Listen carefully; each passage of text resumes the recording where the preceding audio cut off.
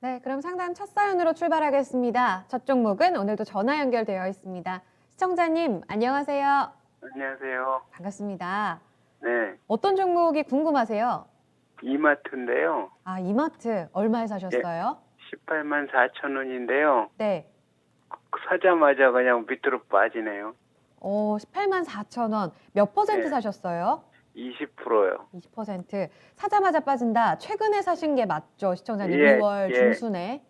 예. 아, 이때 혹시 쿠팡 이야기 때문에 사셨어요? 그것도 있고 뭐 실적도 좋다고 그래서 네. 중기로 좀 보고 들어갔는데 사자마자 그냥 빠져버려서 이걸 갖고 가야 되는지 그거 네. 좀 알고 싶어서 전화드렸거든요. 네, 6개월 이상 보신다는 말씀이시죠? 예, 알겠습니다. 사자마자 빠져서. 네, 그럼 저희 진단 한번 들어볼게요, 시청자님. 예, 네, 사신 가격대가 딱 2월 중순 19만 1천 원 형성하고 나서 닷새째 오늘까지 음봉 맞고 있습니다. 지금 17만 7천 원에 거래 마치면서 지금 5일선을 하회하고 있는데요. 정말 쭉쭉 잘 올라갔던 종목이거든요. 김민준 전문가님, 진짜 올해 좀 기대되는 종목 중에 하나다라면서 작년 하반기부터 꽤 주목을 받지 않았나요? 쿠팡 이야기도 있고 왜 이렇게 빠지죠?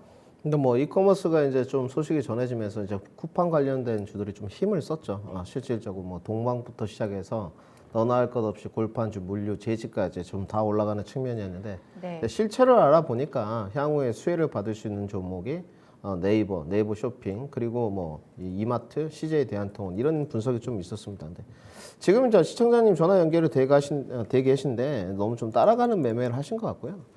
일단 장기 투자 하신다고 그러셨으니까 장기 투자 업황에 관해서는 문제가 전혀 없으십니다. 문제가 없고 지금도 주가가 비싸지 않거든요. 근데 4분기 실적이 좋을 거다 이렇게 말씀을 하셨는데 4분기 실적이 안 좋았습니다. 그것이 이마트가 이제 떨어진 이유고요.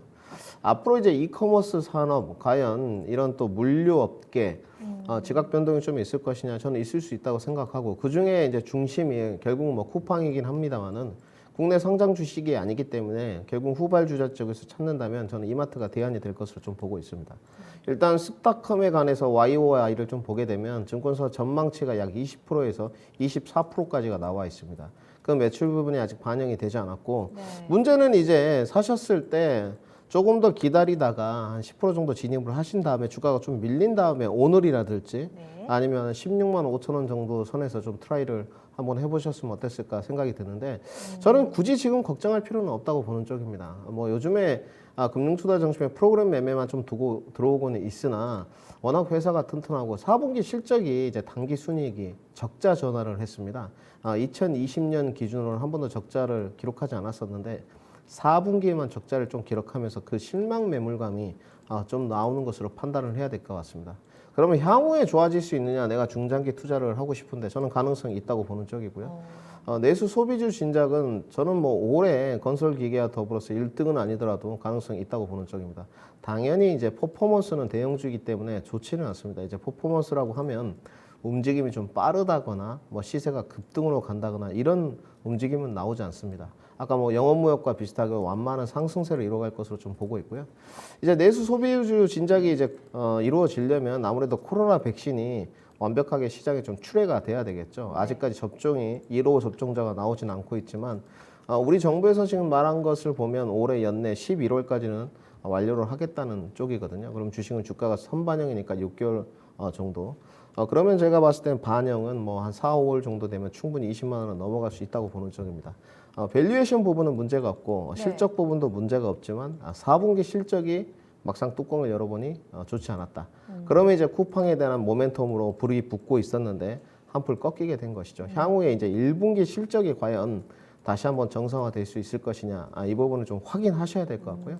모멘텀은 소실되지 않았다. 내수 소비주는 올해 1등주는 아니더라도 2등주는 될 수 있다. 보유 의견 드리도록 하겠습니다.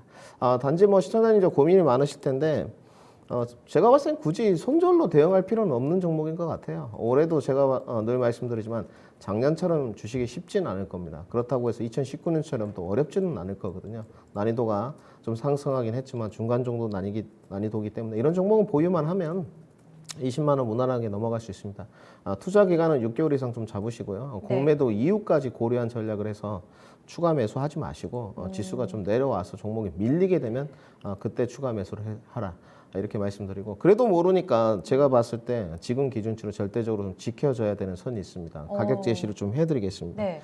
가격 제시는 15만 4천 원은 좀 지켜져야 될 것 같아서 15만 4천 원이 이탈하는지 확인 여부를 좀 가져가 보시고 목표가는 22만 원 제시토록 하겠습니다.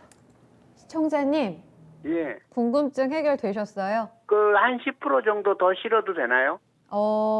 추가 매수 가격대를 본다면 어느 정도까지 볼까요? 좀 반대 의견을 드립니다. 네. 일단 가능은 하시고요. 이마트이기 때문에 가능은 한데 지금 사지 마시고 이렇게 하십시오. 16만 정도까지 안 내려오면 추가 매수하지 마시고 16만 원에서 16만 5천 원까지 좀 내려왔다 네. 하시면 추가 매수를 10% 하셔도 될 것 같습니다. 15만 원에서 16만 원 사이. 16만 원에서 16만 5천 원. 네. 16만 원에서 16만 5천 원 사이 구간에서는 추가 매수를 고려해 보셔도 될 것 같은데요, 시청자님. 예, 감사합니다. 네, 리스크 관리 라인은 15만 4천 원, 위쪽 반등치는 22만 원 제시됐는데요. 가격 예. 네, 날 내려올 때 혹은 올라갈 때쯤에 궁금하시면 한 번 더 문의 주세요. 예, 알았습니다. 감사합니다. 네, 힘내세요. 종목 선정은 문제가 없고 진입 타점이 다소 좀 아쉽다. 네, 이렇게 이야기가 나왔네요. 이마트 그대로 보유 의견 전해드립니다.